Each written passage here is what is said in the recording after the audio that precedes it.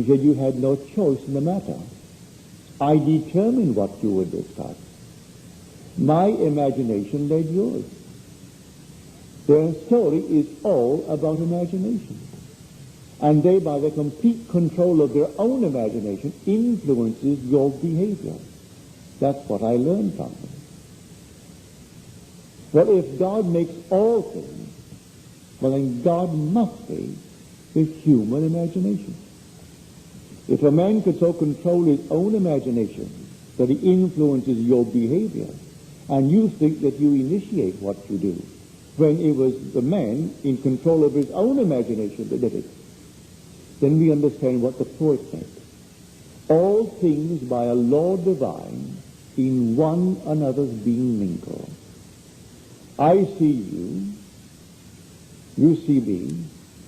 Were we not intermingled, I couldn't perceive you. If I couldn't penetrate your brain, and you couldn't penetrate mine, you couldn't perceive me.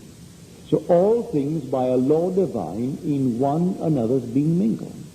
The man who is in control of his own imagination, penetrating the whole vast world in which he is involved, could influence the world. So that is the secret that he tried to tell these two scholars who graduated from Oxford. He could ill afford to continue his studies. So he quit because of the lack of funds. But he learned what no one at Oxford could teach him: the control of his own wonderful human imagination. For that is God. Imagination is that non-objective reality from which all objects pour forth just like sudden fancies. Everything in the world, it comes out of one's own wonderful human imagination. For that is God. And there is no other God. You may not understand it, and reason will deny it. Well, if you have an experience, even though reason denies it, you can't deny the experience. My sister cannot deny what she actually experienced. And I could not deny what I did. Because when I came out that night, into the living room, a friend called at the cocktail hour, and she said, Neville, you always seem so light and gay. And tonight you seem so heavy of spirit. I told her what I'd just done. Well, 8 days later, when the letter came, I gave it to that same woman who was home again around the cocktail hour and showed her what my sister had written. So here my wife and my friend were witnesses to what I told them 8 days in advance I had done. Then came the letter from my sister asking for some explanation of it. So I tell you, I know from experience that imagining creates reality. On this level, we're only learning. We're all students. We are simply in kindergarten. And we go berserk as Rod Serling did. So he made a fortune writing this story. And it's still being shown all over on TV. And he will still get his residuals. And he'll take his residuals and pile it into some maybe IBM stock or some other kind of stock. He hasn't given it away. He'll write more nonsense, for it's all nonsense. But he doesn't realize what he's piling up for himself. Be not deceived. God is not mocked.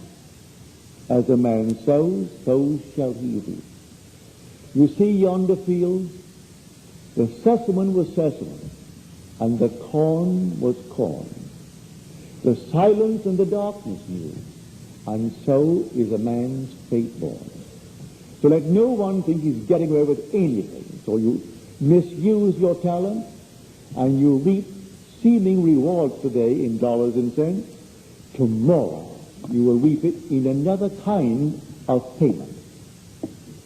Another kind of payment tomorrow. And dollars and cents cannot buy it. Dollars and cents cannot free you from it either. You'll go through the experience of having misused the talent that you receive. And the talent is the gift of God himself. God actually became man, that man may become God. So this is the law by which we live. So I say to you tonight, God is not apart from man, He is never, not in eternity, so far off as even to be near, because nearness implies separation. That statement from the 17th chapter of Acts would imply separation. He is not even separated. He can't even be near you, because he is your own I. When you say I, that is God. When you say I am, that's God. His name forever and forever. And there is no other God. The minute you say thou, that's a false God. If you address him as you, that's a false God. The only God is I am. That is my name forever. And by this name I must be known throughout all generations. So do not misuse it. Now you can set yourself a goal. Any goal. And if you really know exactly what things would be like if you had realized it, and then enter into that state, may I tell you, it will become to you objective. At the moment it seems only a shadow.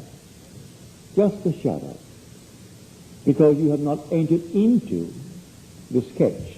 When you enter into the sketch takes on a cubic reality and becomes objective to you. Not to another, but to you. Now leave it alone. In time, in its good time, it will flower and become what the world calls an objective reality. It was real the very moment you entered it, because you are the reality. All things exist in the human imagination, but all things, you name it, it exists in you. But it exists in you only as a shadow. It's shadowy. But if you enter into the so-called shadow and clothe yourself with it, it ceases to be a sketch and it becomes a cubic reality, just like this room. At this moment, your home you know so well is only a shadow. And this room, if you do not know very well, it seems so real because you are in it.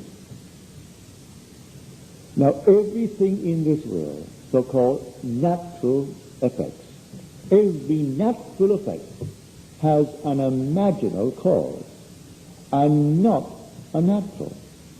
A natural cause only seems. It is a delusion of the fading memory.